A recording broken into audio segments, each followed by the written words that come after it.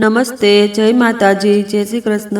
એક પિતાએ પોતાની કિડની વેચીને દીકરાને ઓફિસર બનાવ્યો, પણ નોકરી મળતા જ દીકરાએ તેને ઘરના સર્વન્ટ ક્વાર્ટરમાં શિફ્ટ કરી દીધો અને કહ્યું કે તું મારા સ્ટેટસને લાયક નથી। ઘરડો બાપ ચૂપચાપ ગામડે ચાલ્યો ગયો।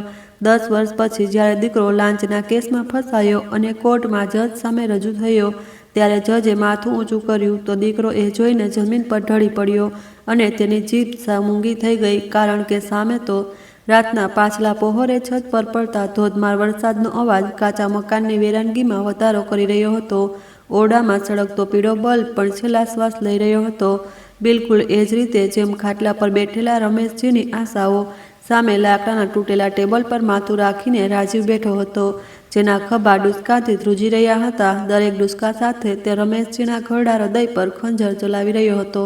પપ્પા, તમે નહીં સમજો, રાજીવે માથું ઊંચક્યું। તેનો અવાજ ખૂબ તીખો હતો અને લહેજામાં ડરની ઝલક હતી।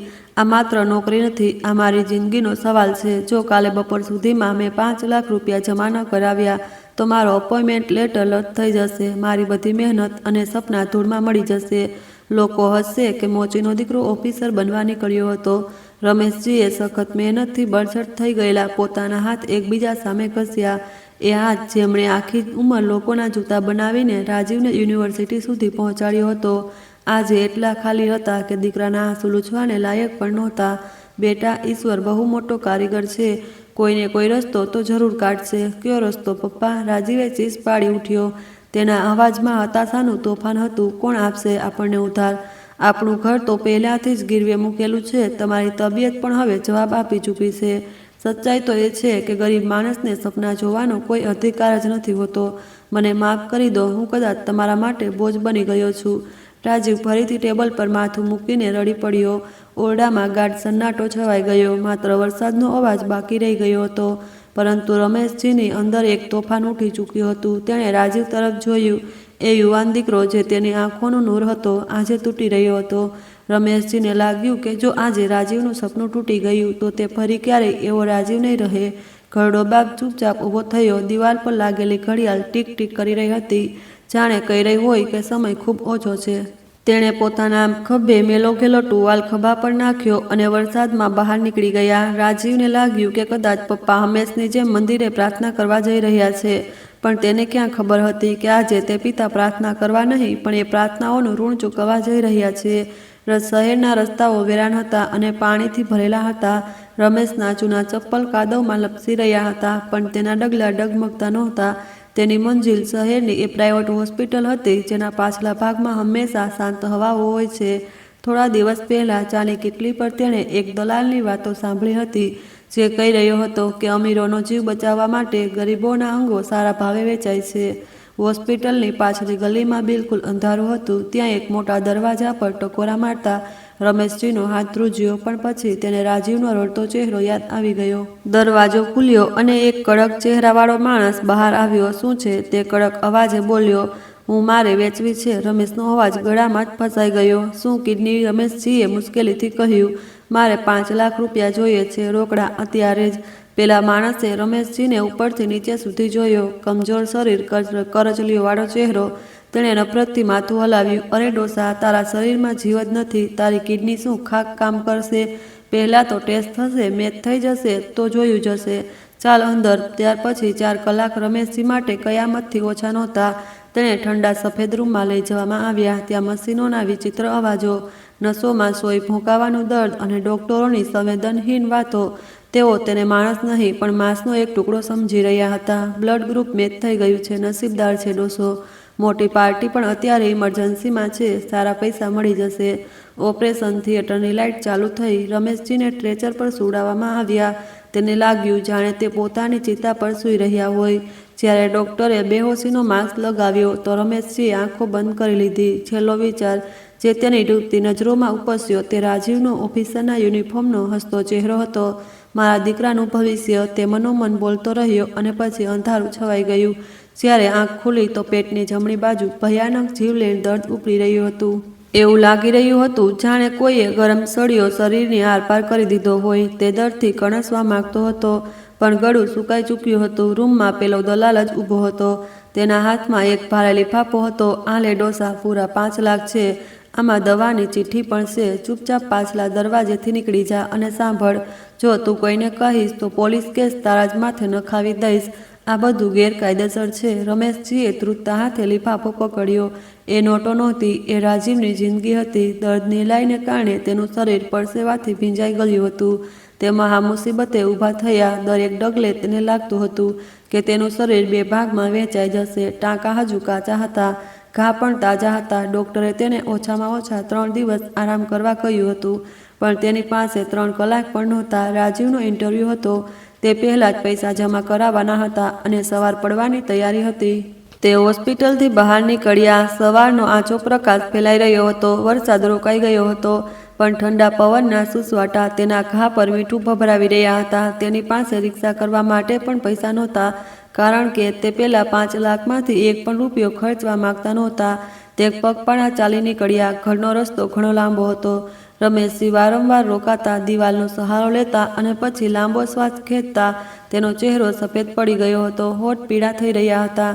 પેટ પર બાંધેલા પાટા લોહીથી ભીના થઈ રહ્યા હતા, જેને તેને શર્ટની નીચે પોતાના મેલા ટુવાલથી મજબૂત બાંધીને છુપાવી રાખ્યો હતો. રસ્તામાં તેને એક ઠેસ વાગી. તે મોઢાભેર પડવા જતા હતા, પણ પડતા પડતા તેને હાથનો સહારો લઈને પોતાના પેટને બચાવી લીધું. મોઢામાંથી એક ચીસ નીકળી, જે ગળામાં જ ઘૂંટાઈ ગઈ. હિંમત રાખ રમેશ, હિંમત રાખ. બસ થોડુંક જ બાકી છે. રાજીવ તારી રાહ જોતો હશે. તેણે ખુદને દિલાસો આપ્યો. જ્યારે તે ઘરના ઉંબરે પહોંચ્યો ત્યારે સૂરજ નીકળી ચૂક્યો હતો. રાજીવ દરવાજા પર બેચેનીથી આંટા મારી રહ્યો હતો અને પોતાના પિતાને જોતા જ દોડ્યો. પપ્પા, તમે ક્યાં ચાલ્યા ગયા હતા? હું કેટલો પરેશાન થઈ ગયો હતો. રમેશજીએ કશું કહ્યા વગર ધ્રુજતા હાથે પેલો લીફાફો રાજીવ તરફ લંબાવી દીધો. રાજીવે આશ્ચર્યથી તે લીફાફો ખોલ્યો તો નોટોની થપ્પીઓ જોઈને તેની આંખો ફાટી રહી ગઈ. પપ્પા, આટલા બધા પૈસા તમે આ વ્યવસ્થા કરી લીધી?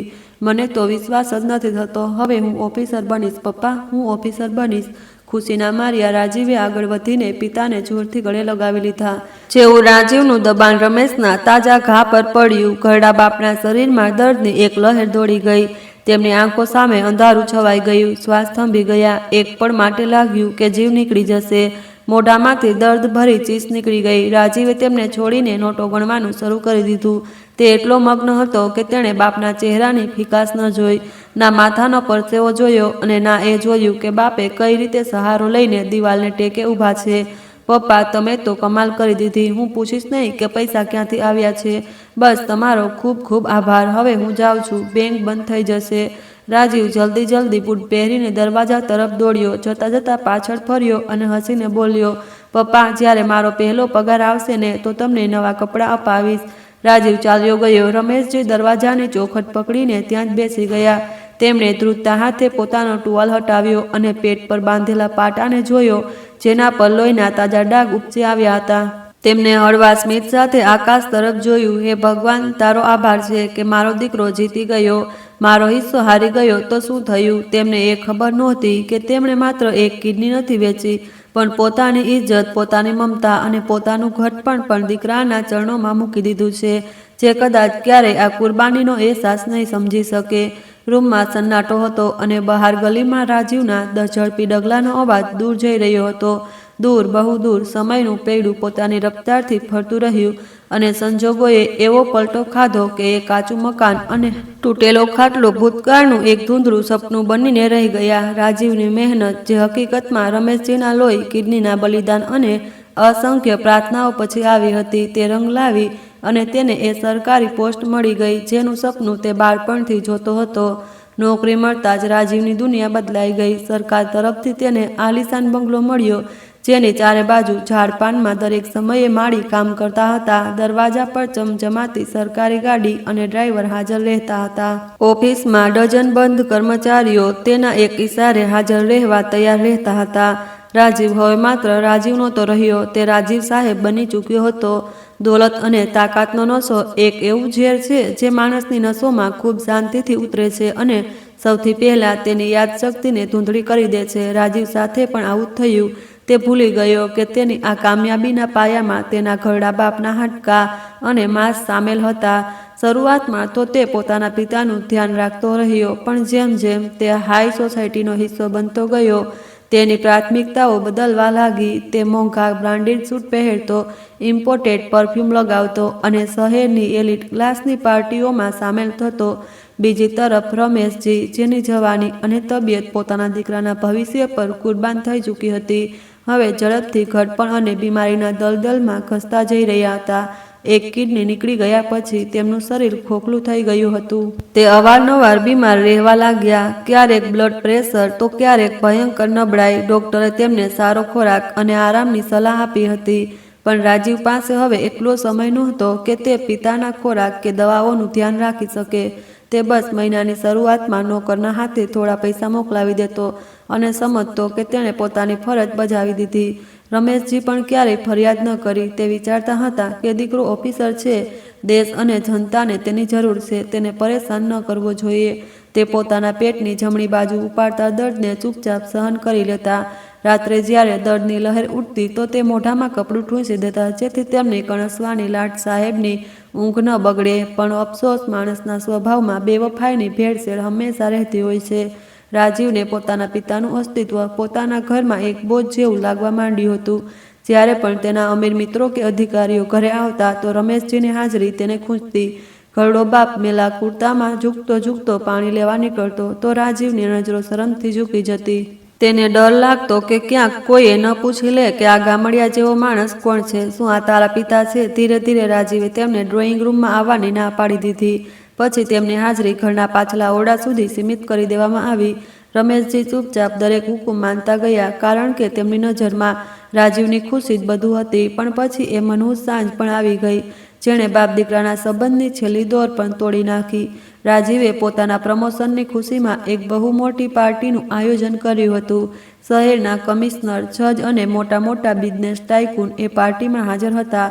બંગલાને એ દિવસે કોઈ દુલ્હનની જેમ શણગારવામાં આવ્યો હતો. લોનમાં ઢગલાબંધ લાઇટો લાગેલી હતી અને એકથી એક ચડિયાતી વાનગીઓ તૈયાર કરાવવામાં આવી હતી. રાજીવથી પ્રીસ સૂટ પહેરીને, હાથમાં મોંઘી સિગાર લઈને મહેમાનો સાથે બહુ ખુશમિજાજ અંદાજમાં ગપ્પા મારવામાં વ્યસ્ત હતો. હવામાં હળવું સંગીત અને હાસ્યનો અવાજ હતો. રમેશજીને રાજીવે કડક સૂચના આપી હતી કે તે પોતાના રૂમમાંથી બિલકુલ બહાર ન નીકળે. પણ બીમારી કોઈની ગુલામ નથી હોતી. કમનસીબે એ જ રાત્રે રમેશજીની તબિયત બગડી ગઈ. છાતીમાં કફ ભરાવાને કારણે તેમને શ્વાસ લેવામાં બહુ તકલીફ થઈ રહી હતી. તેમણે એ સમયે પાણીની ભયંકર જરૂરત મહેસૂસ થઈ. રૂમમાં જગ ખાલી પડ્યો હતો. ગળામાં કાંટા વાગી રહ્યા હતા. મજબૂરીને કારણે તે ધ્રુજતા પગે ઊભા થયા અને પાણી લેવા માટે કિચન તરફ જવા લાગ્યા, જે લોનના રસ્તામાં જ આવતું હતું. જેવા તે લોનના એક ખૂણેથી પસાર થયા, તેમને ઉધરસનો ભયંકર હુમલો ઉપડ્યો. એ શાંત હવામાં તેમની ઉધરસનો અવાજ કોઈ ધડાકાની જેમ ગુંજી ઉઠ્યો. બધાની નજર તેમના તરફ ઉઠી ગઈ. મહેમાનોએ જોયું કે એક નબળો બીમાર વૃદ્ધ, જેના કપડાં અસ્તવ્યસ્ત છે અને જે ઉધરસ ખાઈને બેવડ વળી રહ્યો છે, તે દિવાલનો સહારો લઈને ઊભો છે. આ જોઈને એક પળ માટે આખી પાર્ટીમાં સન્નાટો ફેલાઈ ગયો. રાજીવના એક મિત્રની પત્ની, જે બહુ જ મોડર્ન હતી, તેણે નાક પર ટીસ્યુ રાખતા અત્યંત અણગમાથી કહ્યું, "ઓ માય ગોડ, રાજીવ, આ કોણ છે? તમે લોકો આટલા મોટા ઘરમાં આવા બીમાર અને ગંદા નોકર કેમ રાખો છો? આના કારણે તો બેક્ટેરિયા ફેલાઈ જશે. આને ફટાફટ અહીંથી કાઢો." આ વાત રાજીવના દિલ પર હથોડાની જેમ વાગી. તેણે જોયું કે કમિશનર સાહેબ પણ અણગમાથી રમેશજીને જોઈ રહ્યા છે. રાજીવનો ચહેરો ગુસ્સા અને શરમથી લાલ થવા લાગ્યો. તેણે ઝડપથી આગળ વધીને નોકરને ઇશારો કર્યો કે તે રમેશજીને અંદર લઈ જાય, પણ પોતે મહેમાનોની માફી માંગવા લાગ્યો. "સોરી એવરીવન, આ હકીકતમાં ગામડેથી આવેલો એક જૂનો નોકર છે. આનું માનસિક સંતુલન પણ થોડું ઠીક નથી. હું આને સૌની માફી માંગુ છું." રાજીવે કહી તો દીધું, પણ તેની અંદર હવે લાવા ફાટી ચૂક્યો હતો. પાર્ટી પૂરી થવાની રાહ જોવી તેના માટે સદીઓની રાહ જોવા જેવું થઈ ગયું હતું. મોડી રાત્રે જ્યારે છેલ્લા મહેમાન પણ વિદાય થયા, ત્યારે રાજીવ સીધો રમેશજીના રૂમમાં તોફાન બનીને ઘૂસ્યો.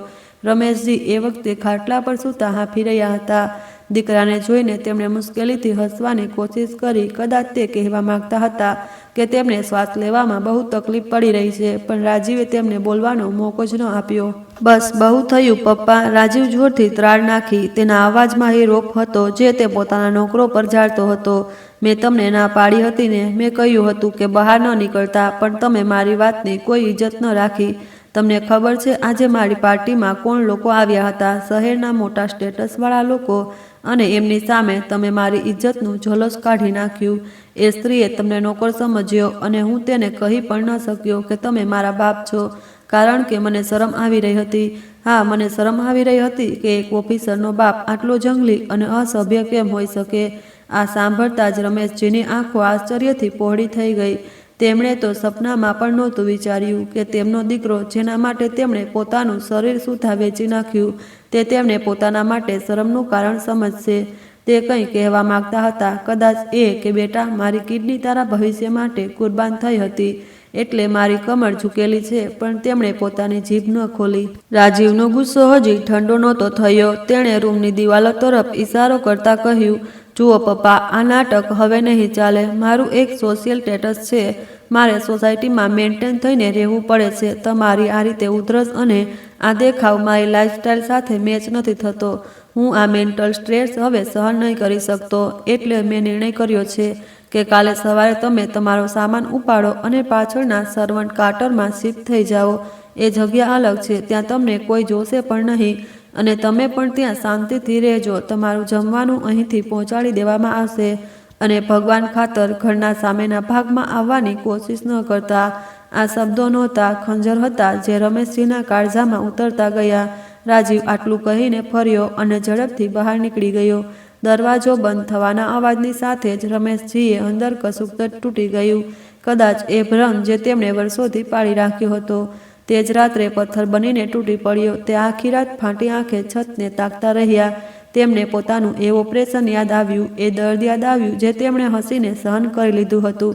તેમને લાગ્યું કે આજે તેમની બધી કુરબાની નકામી થઈ ગઈ. તેમણે સવારની રાહ ન જોઈ. તેમની પાસે સામાનના નામે હતું પણ શું? એક જૂની માળા, 2 જોડી કપડાં અને રાજીવના બાળપણનો એક ફોટો. તેમણે ધ્રુજતા હાથે એ ફોટો લીધો, તેને છાતીએ લગાડ્યો અને પોતાની પોટલીમાં મૂકી દીધો. તેમણે રૂમ પર છેલ્લી નજર નાખી. આ એ જ રૂમ હતો જ્યાં તેઓ દીકરાની પાસે હોવાના અહેસાસ સાથે જીવતા હતા. પણ હવે અહીં તેમના માટે કોઈ જગ્યા નહોતી. તે ઉઠ્યા, જૂતા પહેર્યા અને દરવાજો ખોલીને બહાર નીકળી આવ્યા. રાતનો છેલ્લો પહોર હતો. બંગલાની લાઇટો બંધ થઈ ચૂકી હતી.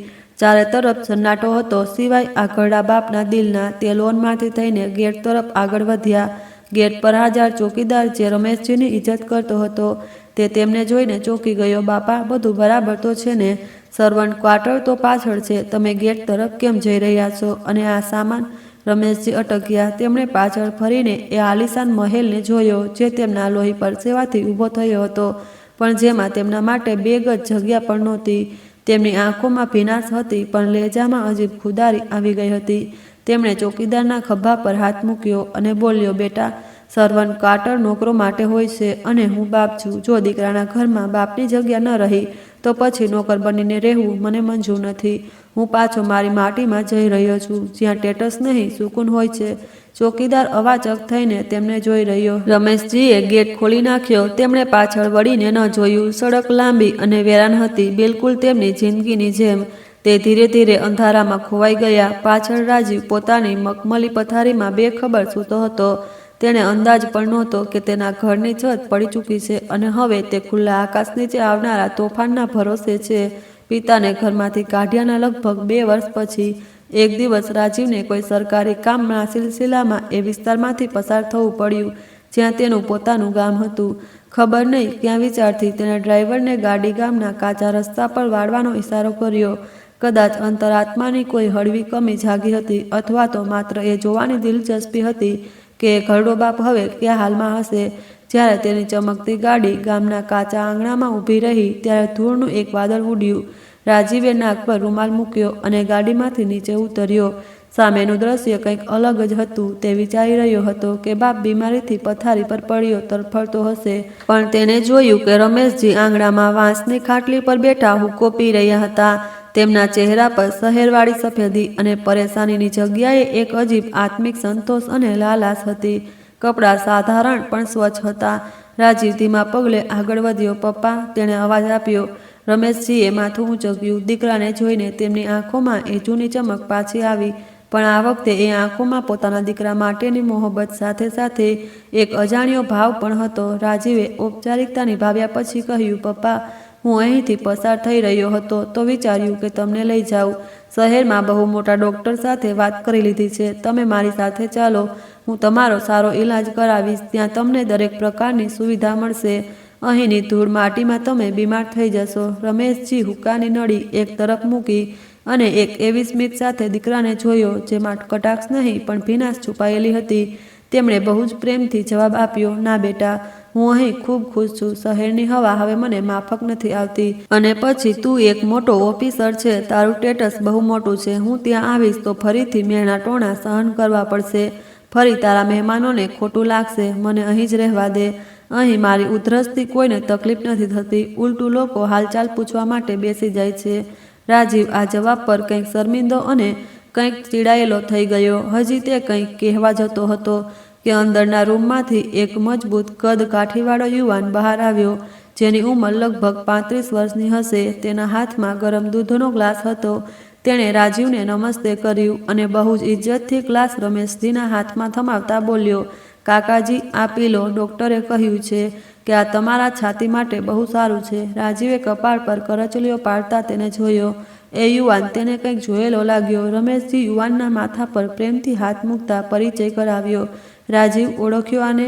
આ આદિત્ય છે, આપણા જૂના પાડોશીનો દીકરો. એ જ હવે અનાથ બાળક જેને બાળપણમાં હું અવારનવાર મારી પાસે બેસાડીને જૂતા સીવતા શીખવાડતો હતો અને જમાડતો હતો.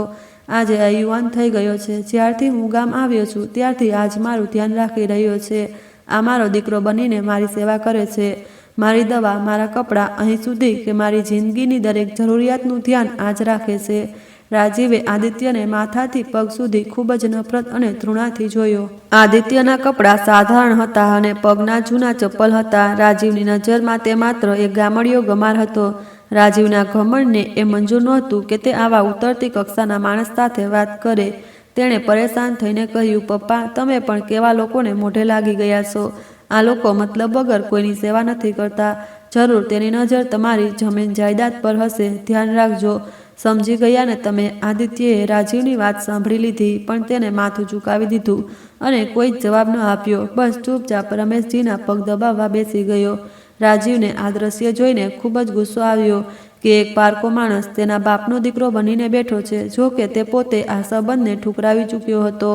તેણે પોતાની ટાઈ ઠીક કરી અને પછી બહુ જ બેદરકારીથી બોલ્યો, ઠીક છે પપ્પા, જેવી તમારી મરજી. હું તો તમારી ભલાઈ માટે જ કહી રહ્યો હતો.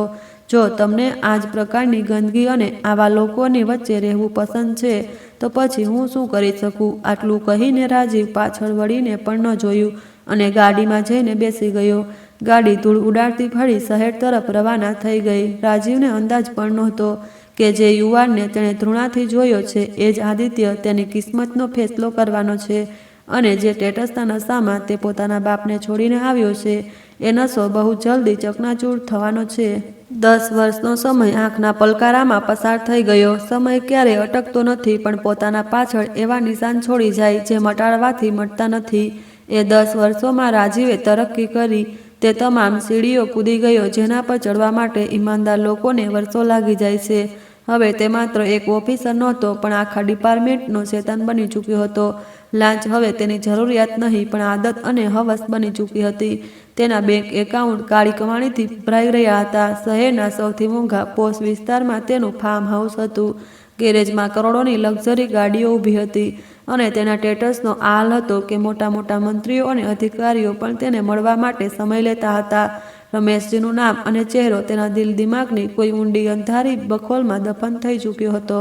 ક્યારેક ક્યારેક જ્યારે તે એકલો હોય છે, દારૂના નશામાં ડૂબેલો હોય, તો તેને એક ધૂંધળું સપનું આવતું કે કોઈ ઘરડો આ ઘરડી કાઢવામાં આવ્યો હતો. પણ તે આ વિચારને તરત જ ખંખેરી નાખતો કારણ કે તેના અંતરાત્માનો અવાજ સોનાના સિક્કાઓની ખનકમાં દબાઈને રહી ગયો હતો.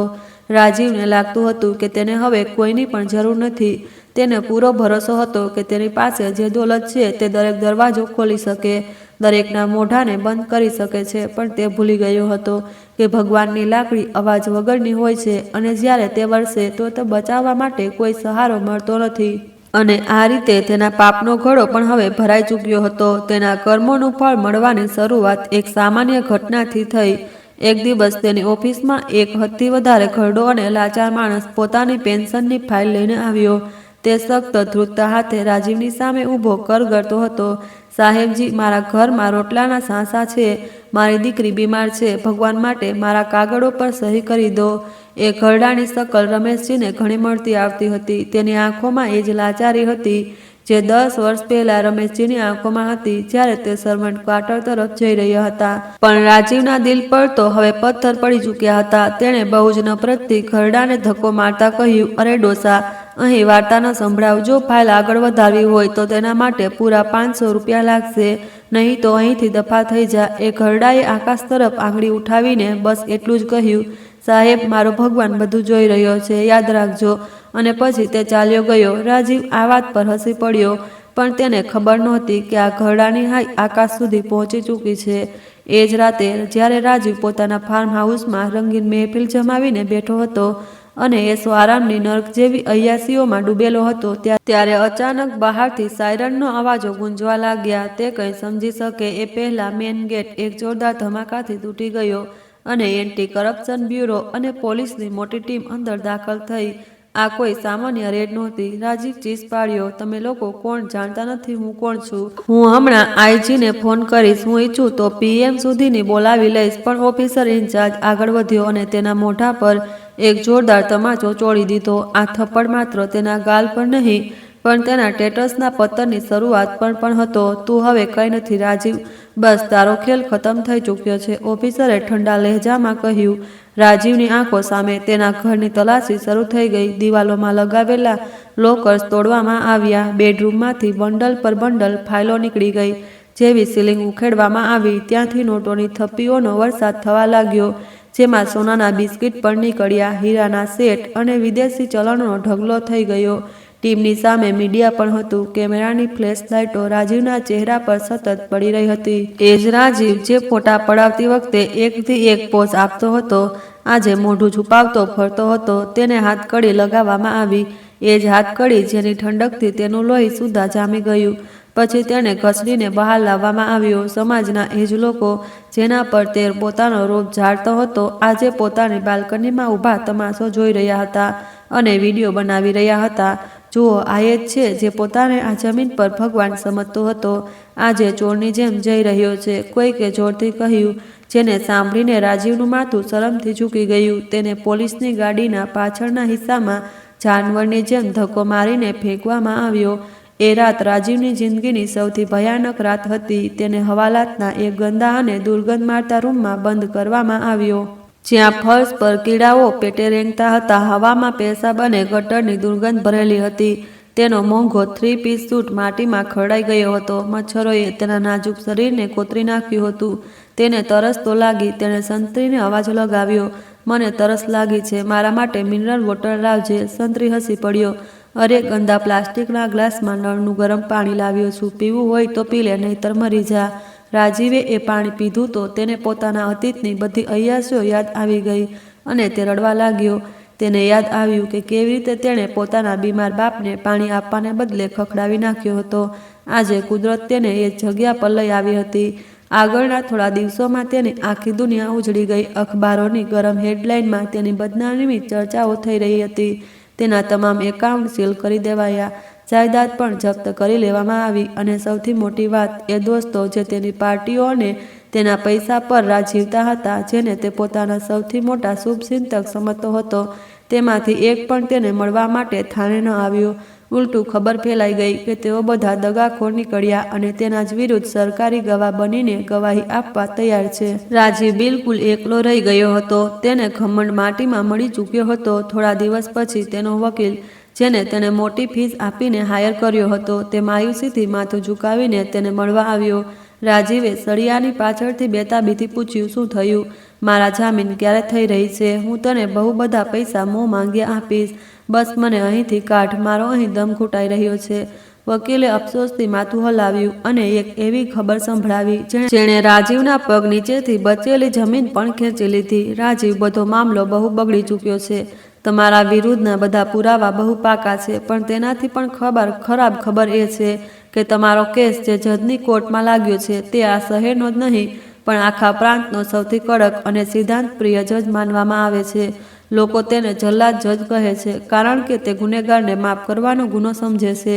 સાંભળ્યું છે કે તે ભલામણ તો દૂરની વાત છે, કોઈનો ચહેરો જોઈને પણ પોતાનો નિર્ણય બદલતો નથી. આજ સુધી તેની કોર્ટમાં કોઈ પણ લાંચિયો ઓફિસર બચીને નીકળ્યો નથી.